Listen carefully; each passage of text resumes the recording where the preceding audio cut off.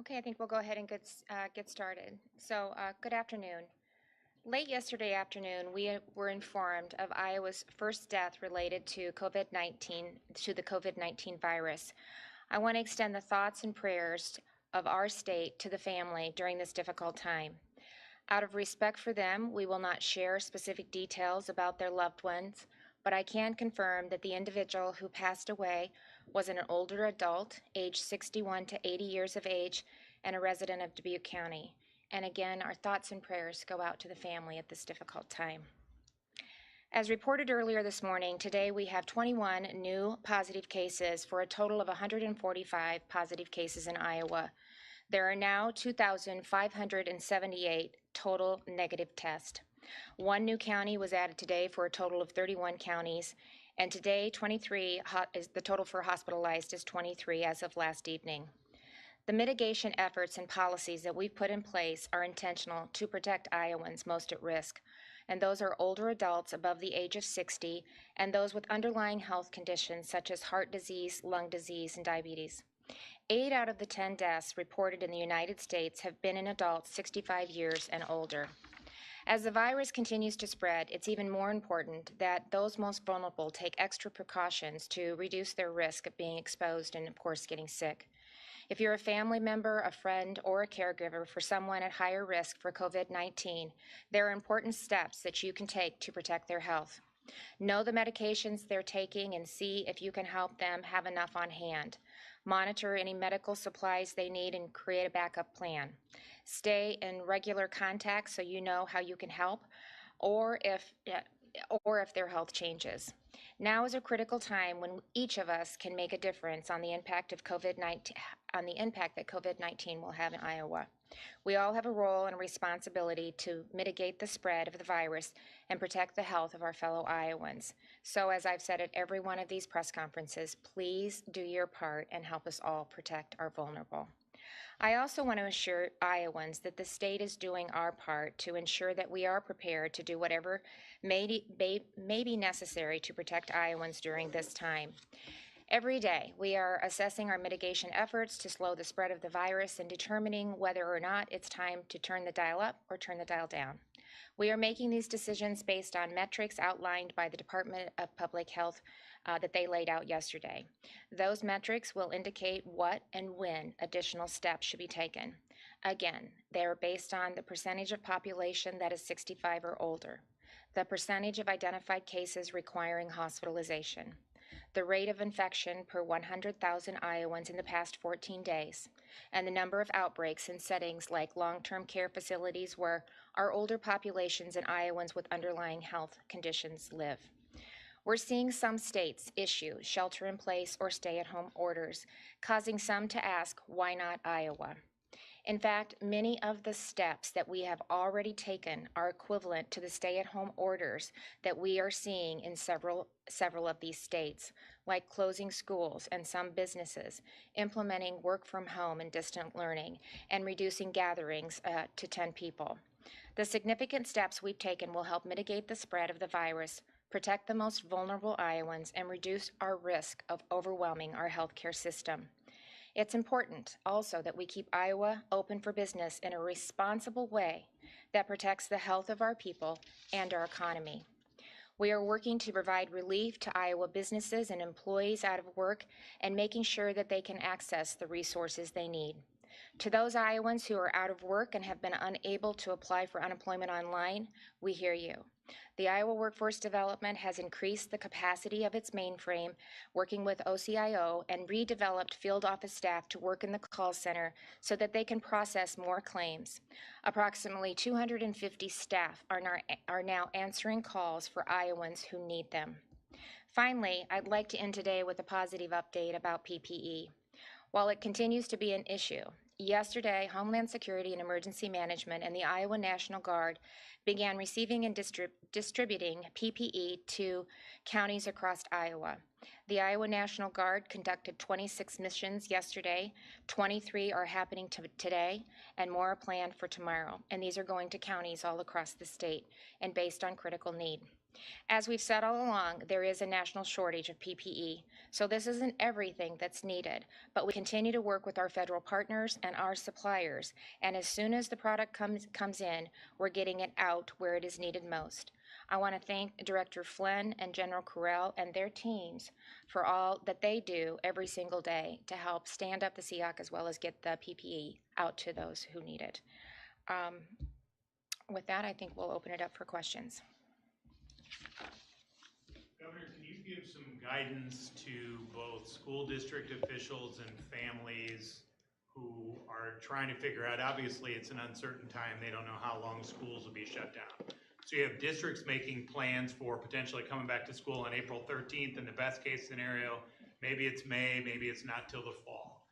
But there are restrictions, as you know, that districts have to deal with when it comes to how do they provide ongoing education to the kids when they've got to make sure that kids even have technological access at home. Right. Is there something you can do, changing current laws or guidelines to help them, or something else that can happen to make sure they can get some kind of instruction? Yeah, so Director Ann Lebo has already stood up a task force, and we're specifically looking at online learning and how we can make sure that every child has access and the ability to do that. They're working with educators and superintendents across the state as part of this, as part of the task force, to look at what we need to do to make sure that we can implement that going forward.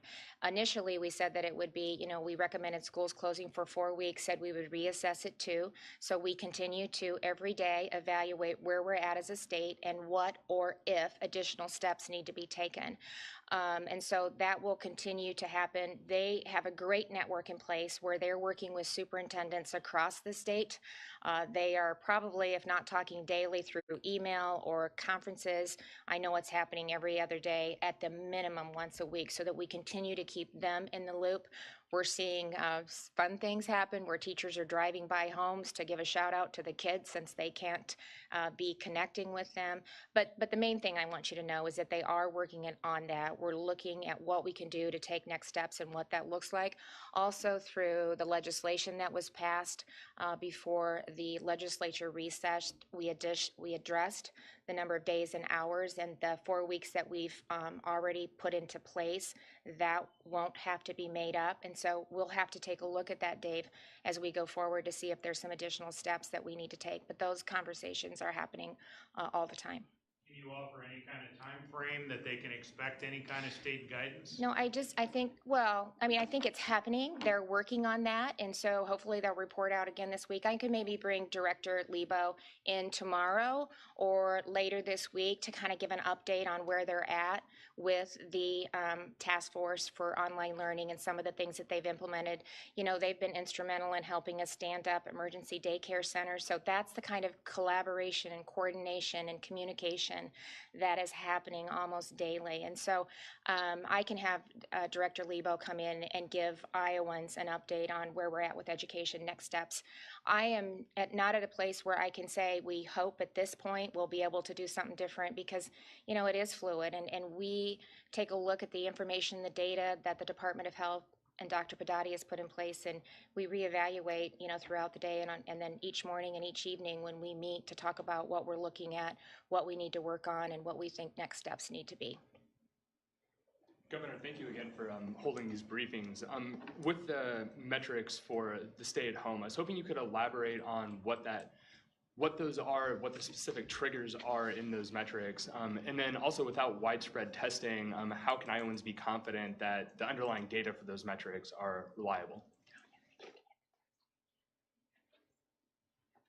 Yeah, I think you're asking a lot of great questions. And I think it's important to keep a couple of big picture things in mind. Again, when we think about this virus, there are a few things we do know and things we continue to learn.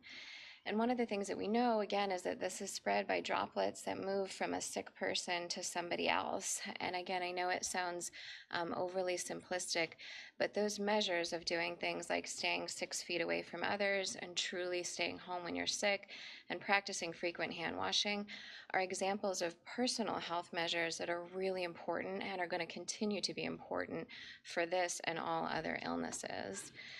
When we talk about the measures sort of to help inform how to use public health mitigation strategies, some of the things that we're looking at are the percentage of people who are over 65. So that's getting at our vulnerable population, right? We're also looking at things like the rate of cases per 100,000 in population, and that's kind of getting at the activity level, which, again, I appreciate concerns around testing, and I think, again, what's important to keep in mind is that we want people to call ahead, consult with a clinician by phone, determine if you're somebody that needs to be evaluated in conjunction with your healthcare provider, and then, we've continued to work to support testing that continues to expand at our state hygienic laboratory as well as at commercial laboratories throughout the United States. And while I have the chance, I do just want to also acknowledge how deeply grateful we are to our healthcare workers and providers who truly are on the front lines of this and who have been working around the clock to take care of patients and help keep Iowans safe and healthy. And we're very grateful to them, and we're going to continue to work with them and provide them support as we go along in this. And again, I think that support that every Iowan can offer our healthcare workforce, right, by doing the things that we ask, like staying away from other people, avoiding large gatherings, washing your hands frequently, and truly staying home when you're sick. Those are going to be really important things and steps that we can all take to help limit the spread of this and really protect our higher risk people. Which brings me back to some of the metrics that I think you were asking about. So we talked about looking at our vulnerable population, we talked about looking at cases in the community, and also about severities. So we would look at percentage of hospitalized cases, as well as long-term care, healthcare facilities setting outbreaks. And what that's getting at, again, is our vulnerable populations who live in a communal setting and are associated with something high risk like healthcare. Because again, we know that part of what we're all trying to do together here, right? If we're mildly ill, we really want to stay home and recover on our own so that we can free up our healthcare workers to really be taking care of our sickest Iowans, whether it's for COVID-19 or anything else. Thank you. And to kind of follow on that, Governor, you mentioned that it was the guidance we've already issued is kind of equivalent to encouraging folks to stay at home. Yep. Why not take that extra step and make kind of a formal declaration? Because I want to continue, as I said yesterday, to make the decisions based on the data and the metrics that we put in place, and I have done that all along. So what happens a lot of times is it turns into all of the things that are allowed instead of talking about what we've already done. So if Iowans do what Iowans should do and be responsible and follow the measures that we put in place, it does exactly what Dr. Padati just said. It helps us protect the most vulnerable Iowans, and it ensures that those healthcare providers and our first responders and those essential services individuals, are able to continue and provide the services that we need them to provide. They're standing on the line. They're doing, yeoman's work, and we are so grateful for what they're doing. And so they're a part of this equation too. And so we're going to continue to look at metrics, and we'll make decisions based on that. But the end result is the same. People need to stay home that can stay home. Employers that have the opportunity or the availability to allow their employees to work from home, they need to be doing that. If you need to go out, make sure it's, make sure you're practicing social distancing, all the things that Dr. Padati just laid out. If we all do that, then we will get through this. We'll bend the curve. We won't overwhelm our healthcare system, and we'll get things back to normal sooner rather than later.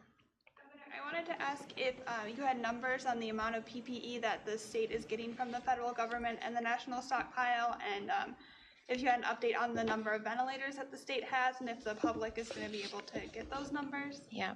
So PPE changes. Well, Joyce, do you want to give an update on some of the ones that we got from the national stockpile that's coming in, and then I can give you. And I do not have specific numbers in front of me, but the types of things we are both ordering. As the governor has said, we're looking at all approaches to this. So strategic national stockpile is one of those. Purchasing through the state system is another. We're buying lots of gowns, lots of gloves, swabs, test kits. We have some ventilators on order. I believe it's a very small number because they're very hard to find. But we are looking at everything from is it gowns, is it gloves, is it caps, everything. We're looking at all of those, and as the governor has mentioned too, we're looking at our state agency partners to see who might be able to make some products as we're hearing about those lessons learned from across the country.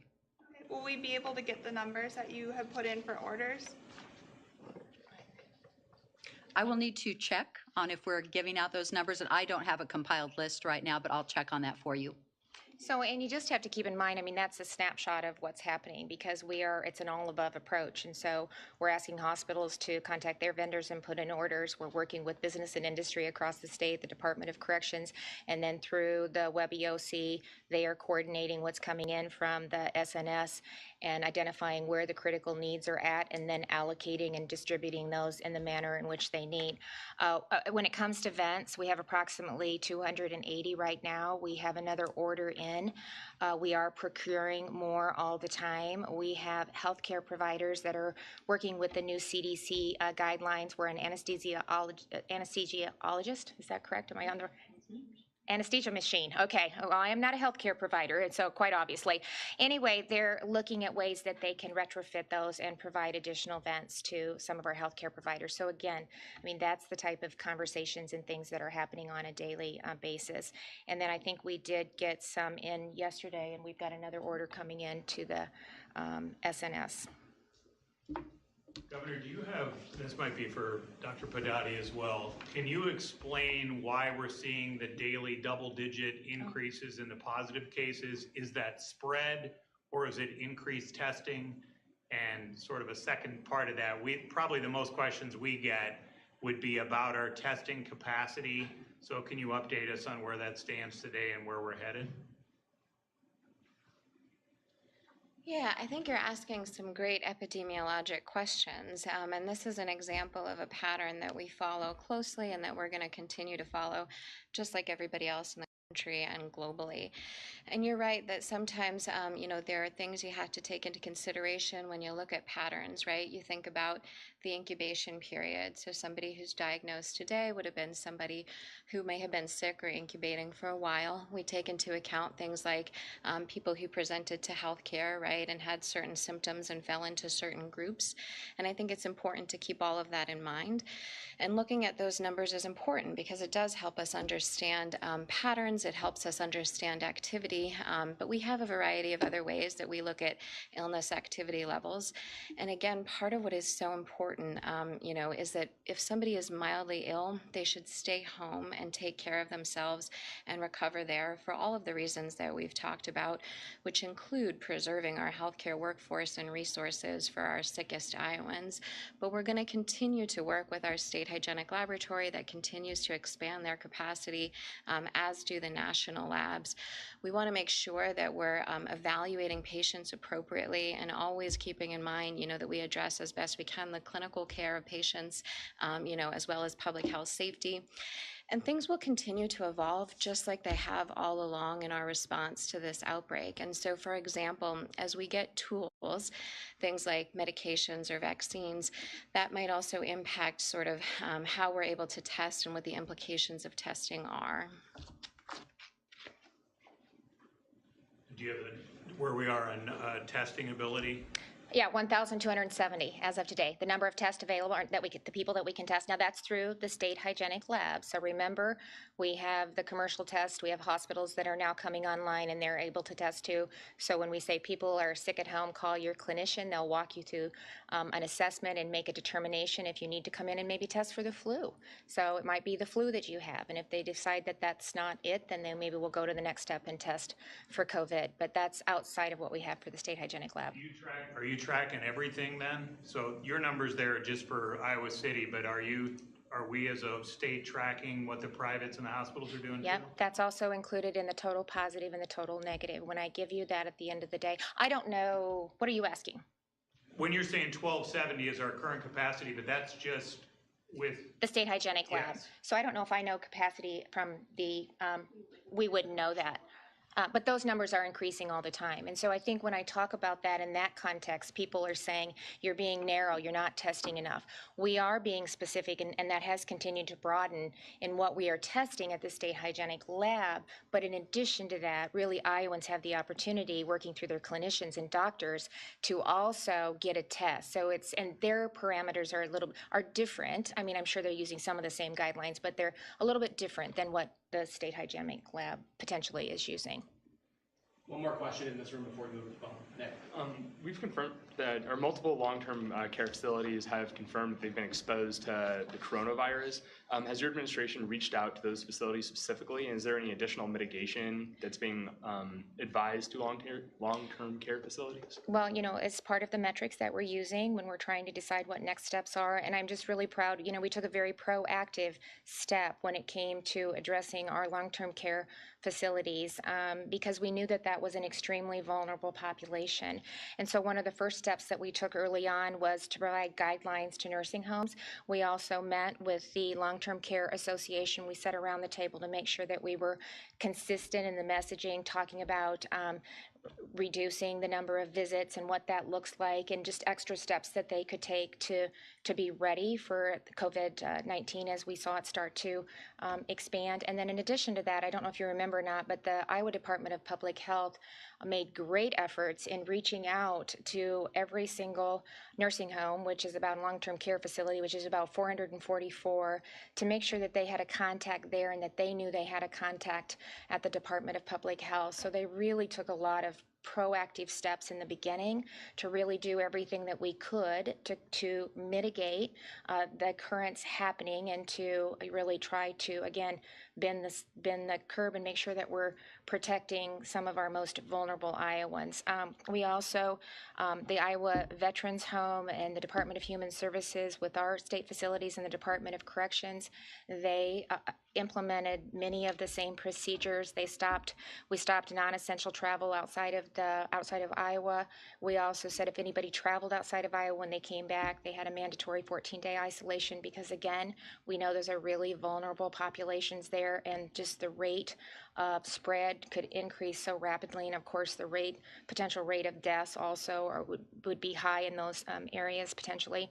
And then they have the guidelines have been adjusted with CMS along the way. So that's continued to adjust. Right now, they have shut down visitations. And again, they base those decisions on working with the Department of Public Health as well as working with CDC guidelines. And I'm talking state facilities right now, but our long-term care facilities have implemented many of the same procedures. One door in and out, somebody meets a visitor and it has to be pretty critical, temperature taken, assessment, wash the hands. So they've implemented a lot of precautions. It doesn't mean that we can completely stop it, but they really have been very proactive working with the Department of Public Health and the CDC to make sure that we can mitigate it to the best of our ability. First question, David Pitt. Yes, thank you. I have like a two-part question. The first is, we have it looks to me like 6% of those tested are positive in Iowa. I think that's slightly below the national average of around 8 to 10%. Does that tell us anything important about the rate of infection, or could it be a product that we just haven't tested a large percentage of the population? And then I have a follow-up, if I might. Yeah, so positivity rates are helpful, and you're right, it's dependent in part on your denominator, and part of when we look at those kinds of trends, and we do this for flu, for example, the flu positivity rate is in the 30s right now. Part of what it helps inform is activity. And we recognize, even for flu, right, people sometimes get diagnosed with flu without an actual test. And so part of what's important to keep in mind, we do two things whenever we think about approaching an outbreak or approaching an illness, right? We're talking about tracking it and collecting information and numbers, which is really important, and we do that and we'll continue to do that. But we also do things like implement control measures, which are things like washing your hands, staying home when you're sick, staying away from others. So we want to always keep doing those things in concert as we follow things like a positivity rate. Does he have a follow-up? Yes, my second question has to do with the hospitals. Do you think that we're prepared now better than we were a month ago? Have our efforts to slow the volume of cases given us time to accumulate supplies, work out staffing, and be ready for if a spike occurs? Well, everything that we've done and every policy and procedure that we've put in place has really been put in place in order to not, overwhelm and see that surge and place the healthcare system in jeopardy. And so as we continue to implement the policies and strategies and bend the curve and slow it down, as new tools that Dr. Padati, as she talked about, come on board, that really goes a long way in helping our hospitals be prepared and ready to go. But again, it's just like when I talk about the Department of Education and working with our school districts all across the state, the hospitals are meeting on a daily basis. They're coordinating, they're working through their healthcare coalitions to make sure that we're addressing it statewide. So those decisions and those discussions and those conversations are happening on a daily basis to make sure that we're not only meeting, the needs today, but the needs tomorrow, and then looking long term. As I said yesterday, we have to prepare for worst case scenarios, and they are having those conversations on a daily basis. Next question, Radio Dubuque. Go ahead. Yes, Governor, going to kind of go off the radar a little bit here. People are stockpiling, not stockpiling, I guess that's not the right word, but people have a lot of cans and bottles that they can't return. Redemption centers are not taking them. Stores where they purchase the cans and bottles, beverages, are not taking them back. Is there any way you can suspend that 5-cent deposit, because people are not willing to throw away their money?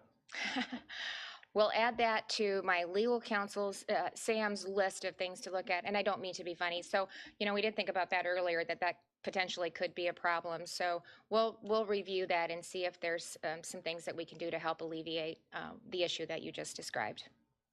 Next question, KCRG. Good afternoon, Governor. Thank you for having us on this.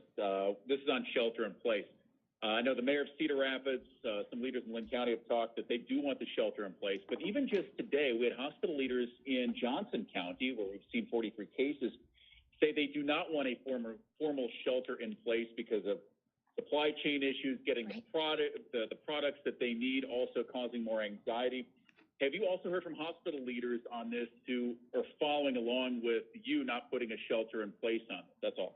Well, of course, that's part of the scenario when we work through, and that's some of the questions that they need to be asking. So what metrics are you going to use to stand back up? What have we missed in delivering the message that we have? Is there something that we're not utilizing? Is it consistent in the messages that we're delivering to Iowans? We need to talk about, we need to assess regionally, working with the healthcare systems, what's the available PPE and the workforce capacity by region? What is the supply chain? What is the enforcement? All of those different variables are taken into consideration when we walk through what it looks like to either implement a shelter in place, and really who that needs to apply to. So as I said yesterday, we look at the data every day. We analyzed it based on the metrics that the Department of Public Health has put in place, working with what other states are doing, the CDC, and the other variables that they're taking into account. And then they make a recommendation to me and my team, and then we talk about what that looks like and how we move forward. So I think it's consistent, it's based on data, and as I said at the beginning, a lot of the things that we've already implemented are included in the shelter-in-place orders that states are putting in place. So I would say, what else are we doing by doing that, except for potentially disrupting the supply chain, putting additional pressure on, the essential workforce, and making sure that we are considering how we bring that back up, and actually, what's the benefit from taking that additional step? Aaron If you Murphy, need next to add question. anything. Okay. Thanks, Governor. I'm wondering, when a test is confirmed, is there any procedure in place? Is there anything being done to identify and contact people who may have been in recent contact with the individual that was confirmed with the virus? In other words, is there any procedure in place to reach out to people who may have been close to the people who are infected as a means to try and slow the spread and just make other people aware? I don't want to, but Yeah, that's a great question. And you're getting at case investigation or contact tracing, which is, again, a routine public health activity that we perform for all, of the reportable illnesses that we follow at the department. And so we do that at varying levels, depending on the illness, depending on the public health measures that we're trying to implement, and sort of where our focus is. So, like many other things over the course of this outbreak response, there have been some adjustments made in the case investigation and contact tracing that we do. And in fact, right now we're working very closely and relying on our local public health partners to reach out to confirmed cases and ask them the questions that you're getting at about people who would have been in close contact. And in particular, what we're interested in right now are people in a home as well as people in a healthcare worker or, that kind of workforce setting. And again, it comes back to our big picture, which I think we've talked about a couple of times, is that we want to think about preserving our healthcare workforce and our healthcare resources for those Iowans who are sickest. And just to add a bit to a previous question, I think that asked about how prepared we are to, in addition to everything else, I think we heard Governor Reynolds say, I would again say every Iowan can help us continue to support our healthcare workforce by doing all of these things that we're describing here. We're giving Channel 5 the next question. Hey, Governor. I have a lot of parents writing in saying that their daycares are still charging them full price even though their children aren't attending because of COVID-19. Some are out of work, so this is really hurting their bottom lines, but also these daycares are small businesses that are also trying to stay afloat. Is there anything the state is doing to work on helping both the families and these private daycares? Yeah, so I know Director Garcia looked at that when we were setting up the emergency daycare centers and working with existing daycare centers, whether we were paying on population or what they had previous to COVID-19. So I'll circle back with Director Garcia and see, where we're at in all of that and see if we can't get some information to you. I know we've looked at a couple different scenarios and I don't want to misspeak and give out information that's not accurate. So through Pat, I will reconnect with Director Garcia and our team and see, kind of where we're at and help give some guidelines as we move through this. It's critically important. We know if we're going to be able to provide the healthcare workforce that we need, the supply chain for food, our first responders, we have to be able to have daycare available for them. So we will get that information and circle back with you when I have that. Caroline Cummings, next question. Hi, Governor. Hi. My question is about supplies. Gavin Newsom of California said last night he was coordinating with other governors to keep prices of PPE and other supplies down. I know you said recently that you haven't seen any price gouging, but I'm wondering if you are doing any coordinating with any neighboring states or states at all in order to get more supplies. Well, I'm on a call with governors across the country at least probably 3 times a week, and I could probably be on more if I wanted to. So I am not aware of any, and I'm not aware of any price gouging from my neighbors north, east, west, and south. But, that can be a question that comes up. We just have not experienced it, but we have a great network in place. So, we'll continue to reach out to them and see if they're experiencing any. As to my knowledge, we have not yet, but it's something that we'll continue to monitor and watch out for because it's unconscionable during these unprecedented times. And so anything that we can do to help other states and other governors, of course, we're more than happy to do. So. Last question, Daily Iowan. Hey, Governor. I'm just curious. I've got a couple questions. Firstly, whether there are estimates on kind of a projected need for medical supplies in the coming weeks, if the virus continues to spread, and realistically, if we'll be able to have those supplies, so whether there'll be a shortage there. And then secondly, this is in a different kind of realm, but one of the main legislative goals at the beginning of this year was the Invest in Iowa Act. And I'm wondering if that's still on your radar at all or how that's been affected by the coronavirus as a whole.